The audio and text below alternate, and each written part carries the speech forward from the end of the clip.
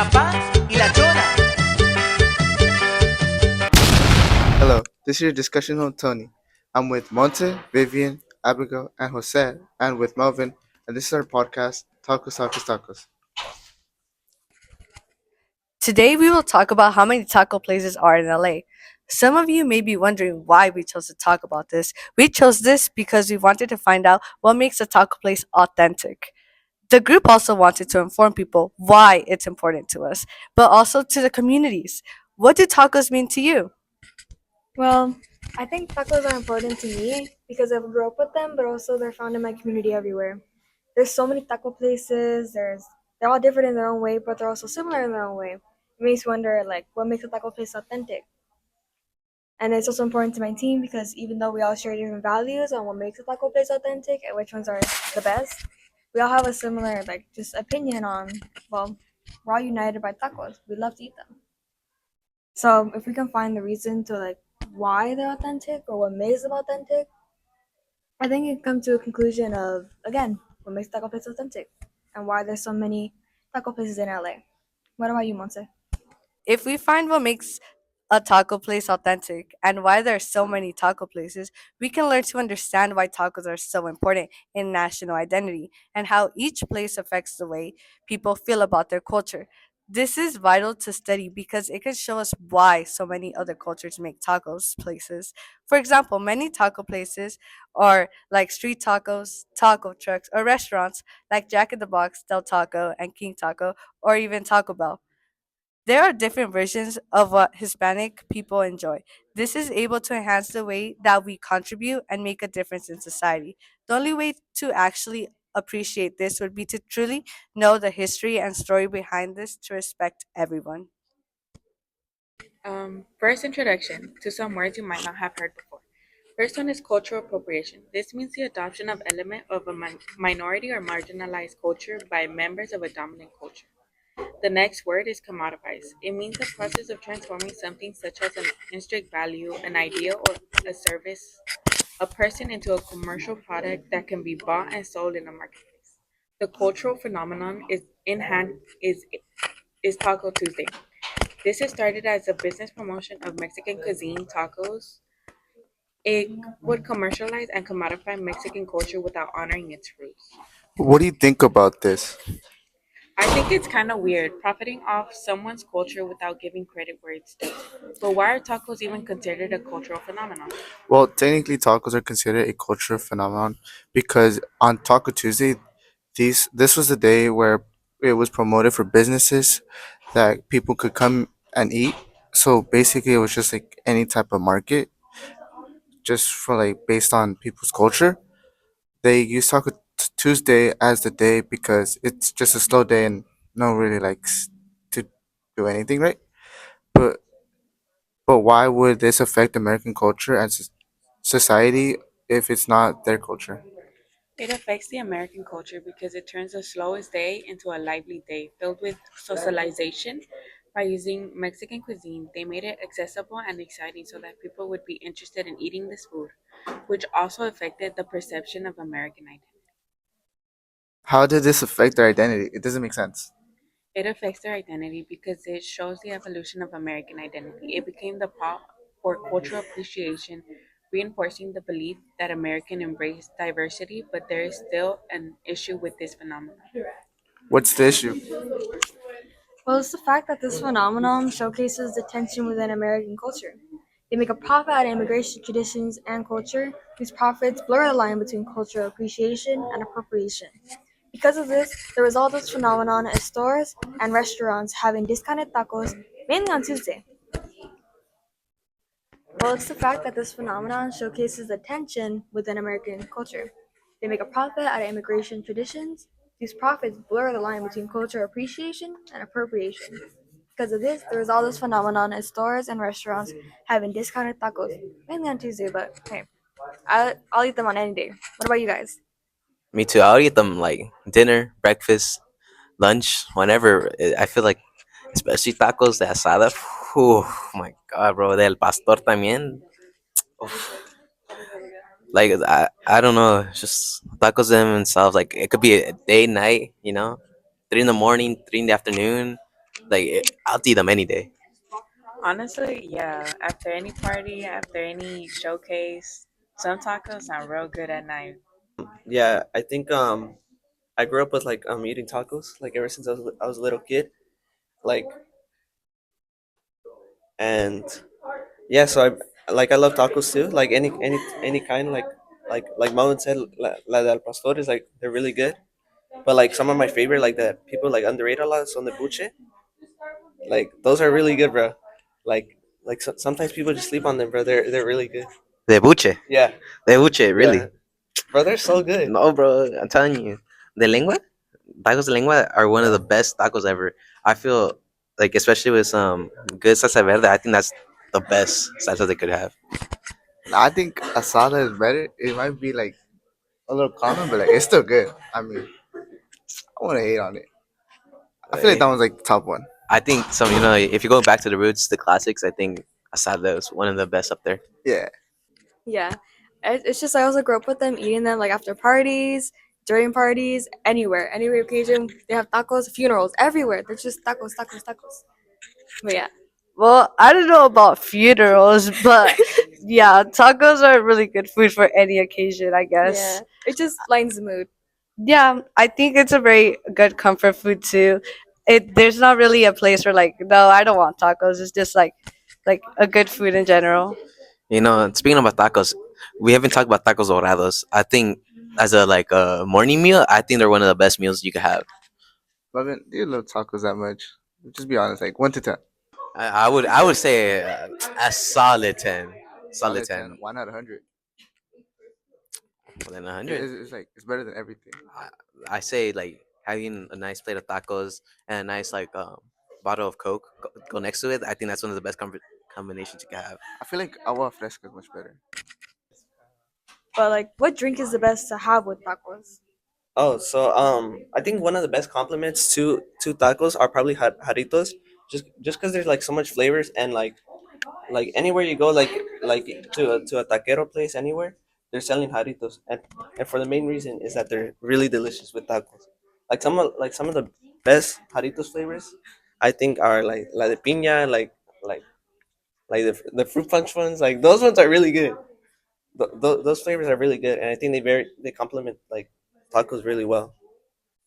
Honestly, a jarrito is good, pero coca de botella bien fría, that shit's bomb. That's what I'm saying. Like, dude, you didn't even name like the best jarrito out there because I think, my opinion, the best jarrito is the lime one, the green one, the classic green one. No, the best jarrito is tamarindo. That was a really good one. Tamarindo. That's a really hot take. No, it's actually really good. It's so No, underrated. I disagree. I think I would rather have a sangria over a jarrito than tamarindo. Why not like horchata, agua de That is melon, good. anything like that? Like, come on, now. Something healthy. You see, we haven't gotten there. That's why I feel like honestly, have a agua de fresa, like agua de fresa, agua de piña is would we go over a chata? No, Jamaica is way over horchata or any other agua fresca with tacos. No, I disagree. No, Ha, but no, I disagree. Jamaica is bottom of the barrel. It has no good flavor, and it's really hard to have a hit. you probably just haven't had the good Jamaica. It's They either hit or haven't made it miss. right. I'd rather prefer consistency over a one-time hit wonder. I agree. I don't. Horchata is the best. I gotta admit too. I want to say horchata. I would say like fresca. Yeah, I agree too. Well, just like in general, like any agua fresca, like any soda, they just complement tacos really well. Yeah. Like you can't eat tacos without a drink, and I think it's just really important. Like I mean, it eases like it down, yeah, Like, you just take a good bite of it, you gotta yeah, go down. enhances the experience. We'll be back after this short break.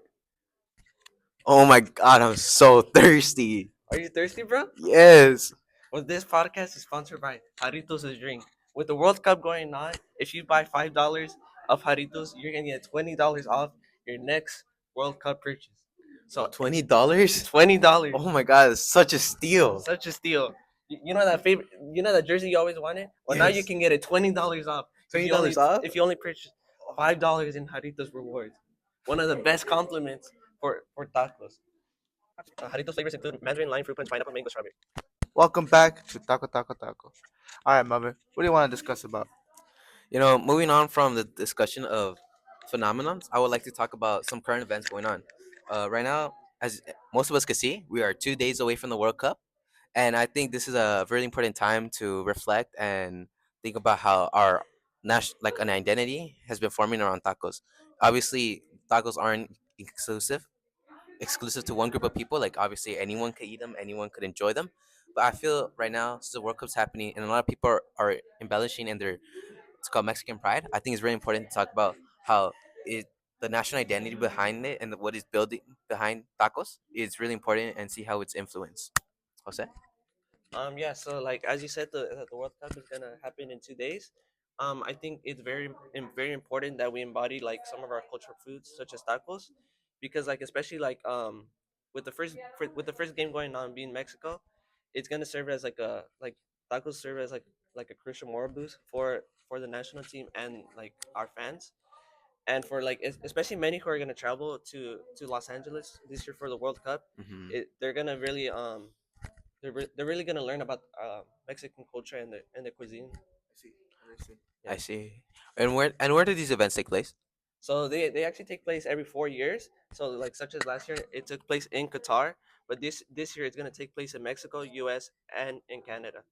So it's honestly it's very cool to see that like that we're gonna have like a city like Los Angeles represent the World Cup, and like on the topic of tacos, like it's really gonna spread the culture of like of tacos to like to other fans like European fans who are gonna come Mm, to Los I Angeles. see. When do they happen or start?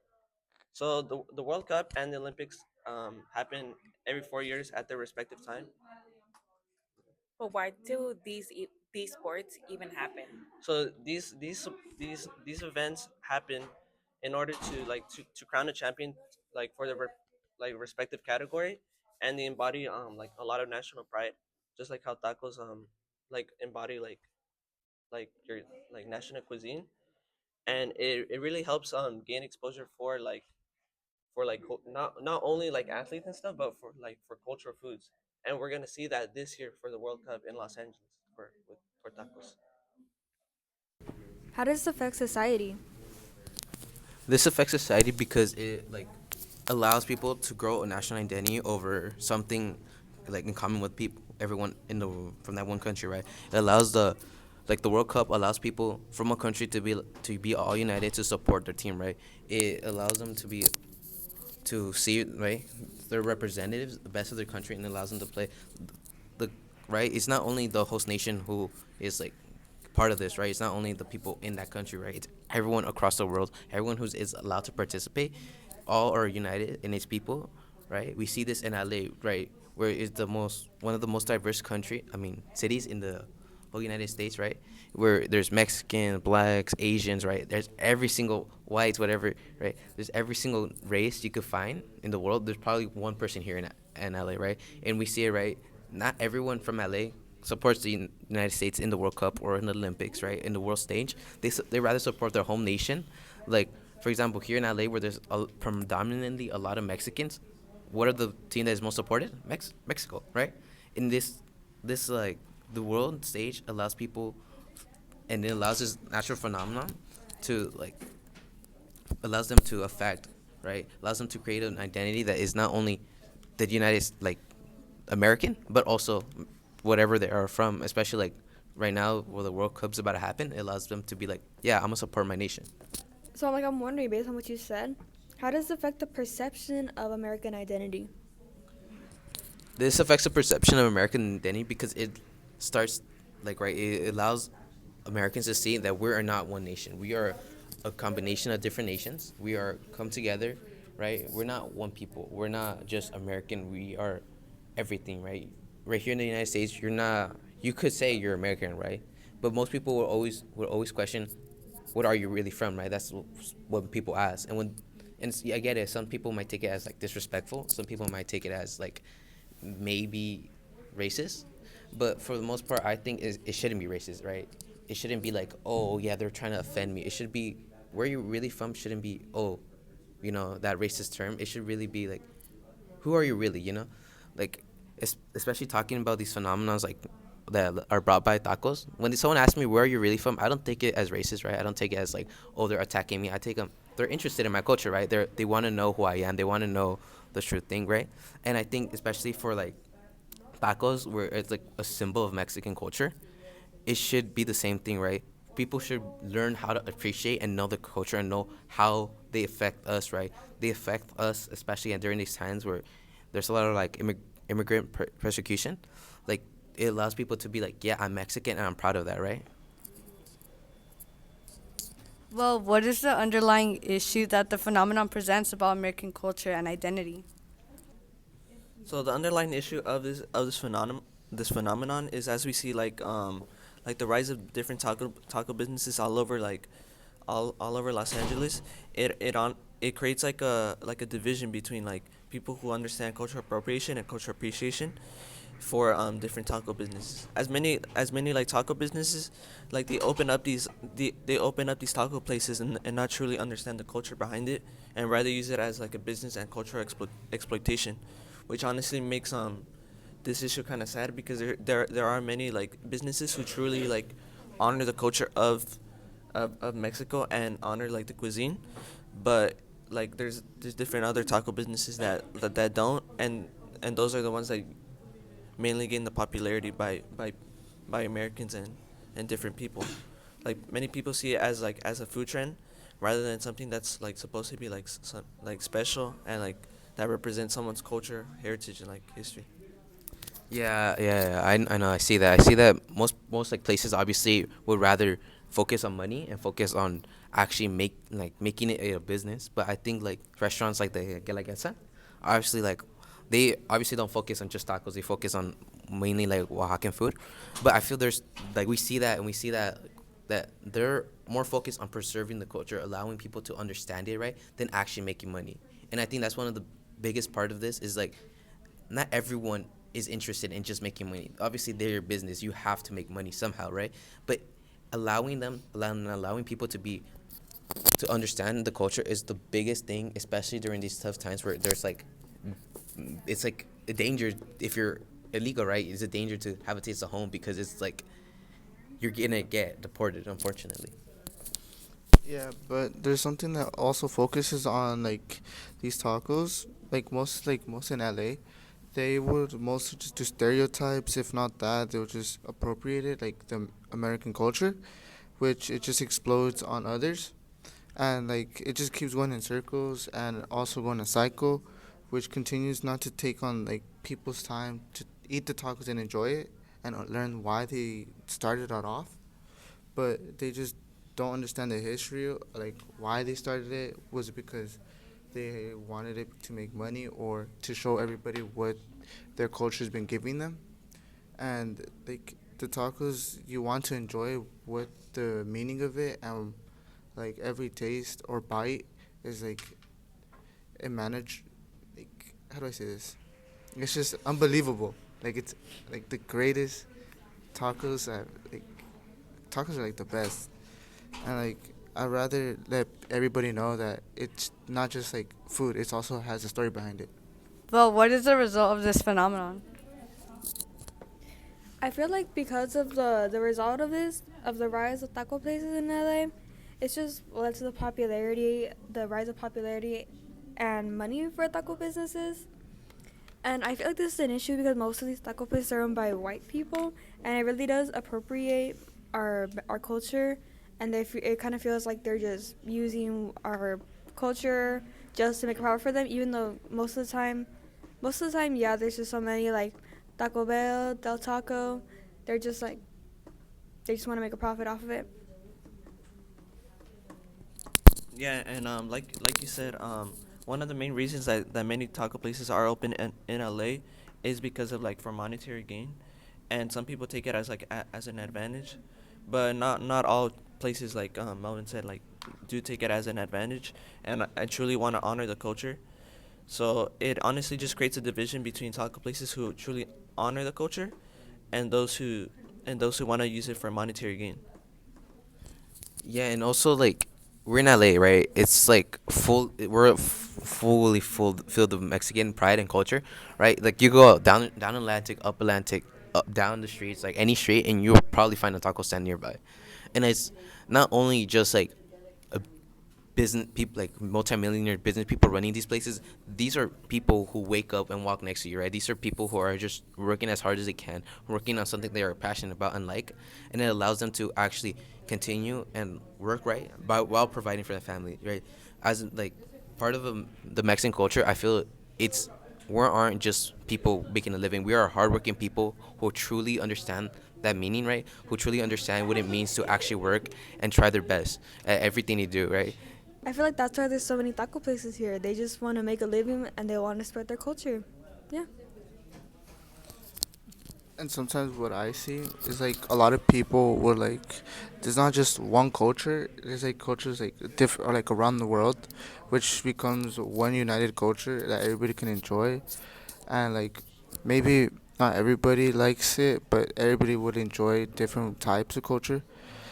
Well, well, thank you everybody listening to the Taco Taco. I'm Tony. I'm Vivian. I'm Montse. I'm Jose. And I'm Melvin. And I'm Abby. See you next time.